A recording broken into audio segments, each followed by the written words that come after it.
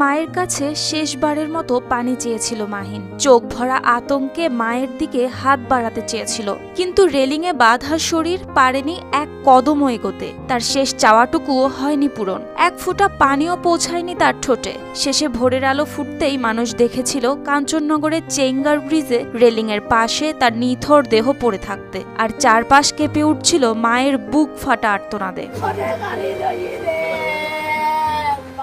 চলে যাইতেছে, তখন বলতেছে আম্মু আমাকে পানি দাও, আম্মু পানি, আম্মু পানি, আম্মু পানি।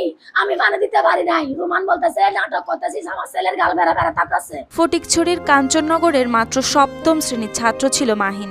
বয়স বড়জোর 15, অথচ স্বপ্ন ছিল বাবার ছোট্ট মুদি দোকানকে বড় করে তোলার, সংসারে সুখ আনার। কিন্তু সেই স্বপ্ন অপূর্ণই থেকে গেল। কাঞ্চননগর বহুমুখী উচ্চ বিদ্যালয়ে দিছি, ওখানে ক্লাস 7-এ পড়ে। তারপর আমার ছেলে এই মঙ্গলবার দিনে আমার মেয়ের শ্বশুর বাড়িতে বেড়াতে গেছিল।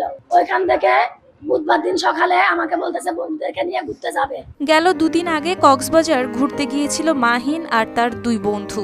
বৃহস্পতিবার রাত 3:30টার দিকে কক্সবাজার থেকে গ্রামে পৌঁছায় তারা। ঠিক তখনই একদল স্থানীয় তরুণ কোনো তথ্য প্রমাণ ছাড়াই গুজব রটিয়ে দেয় তারা চোর।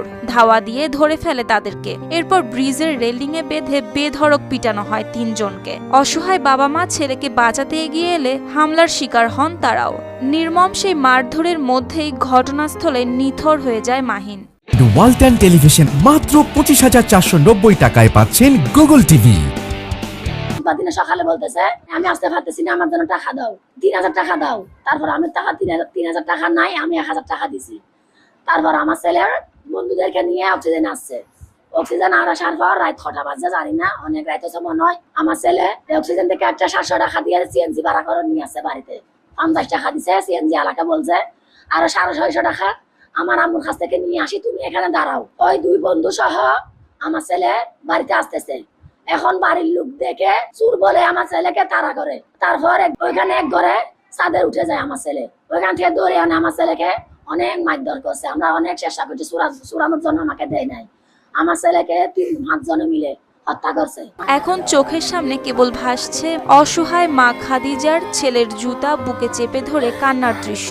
বলছেন মৃত্যুর আগে ছেলেটা শুধু একটু পানি চেয়েছিল, অথচ সেটুকুও দেওয়ার সুযোগ পাননি তিনি।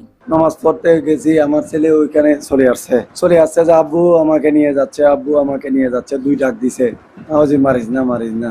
ও না, মারি ফেলবো। তৈয়ব, মহিনুদ্দিন, আজাদ, তারপরে নোমান, নাজিমুদ্দিন 5 জন ষড়যন্ত্র করে আমার ছেলেকে মারি ফেলছে। আল্লাহর হস্তে ওদের ফাঁসি চাই সরকারের থেকে। অনরা তো বিয়া কিনাছে ভাই ভূত ডাই ভূত, অনরা নমাতি তাকি তারিবেন না। আরে বুঝে এখন ফজর তুললো তিক লাই তুর 3টা তুললো তিক মারা দে লাস্টে মাইতি ধরলে তোর ফুয়া রুমন। মাহিনের সঙ্গে থাকা তার 2 বন্ধু রাহাত আর মানিক এখন চট্টগ্রাম মেডিকেল কলেজ হাসপাতালে চিকিৎসাধীন। মাঝে কান সাত দোয়ান করে থোড়া মোড়া বাদমার ডাল বেছে ভয় ওখানে যে খাকসা বাজার বেড়াই ঢুকে গিয়ে তুমি গাড়ি লইয়ে রাতি আসে ওখানে যে গেছি এনজি বাড়ালাই এডে মার খাঁচা এর ফোয়া সর বলে মনে করি এর ফোয়ারে ধরিয়ে এলাই সে দূরের মাঝে আর বহুত বাঁচাইছেন চাইলাম ফোয়ারে বাঁচাই না পারে ফেরাই মানুষ হয়তো মারি ফেলা এই অবস্থা। ঘটনার পর মাহিনের মা মামলা করেছেন থানায়।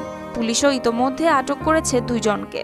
দুর্গম এলাকা থানা থেকে কত দূরে, একই সাথে ঘটনার সময়কালটা ছিল ফজরের পর। এই সময় সাধারণত খুব বেশি মানুষ সজাগ থাকে না। তো যে ঘটনা ঘটেছে এখন তাৎক্ষণিকভাবে ঘটনার পরে আমাদের অফিসার ইনচার্জ অতি দ্রুততার সাথে এখানে এসেছেন এবং আমরা বিষয়ে সংশ্লিষ্ট 2 জনকে গ্রেফতার করতে পেরেছি। স্বীকারোক্তি বাকি যারা রয়েছে সেগুলোকে গ্রেফতারের জন্য আমরা কাজ করে যাচ্ছি। আমরা চাচ্ছি এই ঘটনার দৃষ্টান্তমূলক বিচার, সেই বিচার কার্যের জন্য পুলিশের পক্ষ থেকে সর্বোচ্চ আন্তরিকতা দিয়ে, সর্বোচ্চ পেশাদারিত্ব দিয়ে আমরা নিশ্চিত করতে চাই। এই ঘটনা শুধু একটি পরিবারকে নয়, পুরো গ্রামকেই নাড়া দিয়েছে। স্থানীয়রা বলছেন এরকম নির্মমতা যেন আর কখনো না ঘটে। এখন সবার নজর মামলার তদন্ত আর বিচারের অগ্রগতির দিকে। News desk, RTV।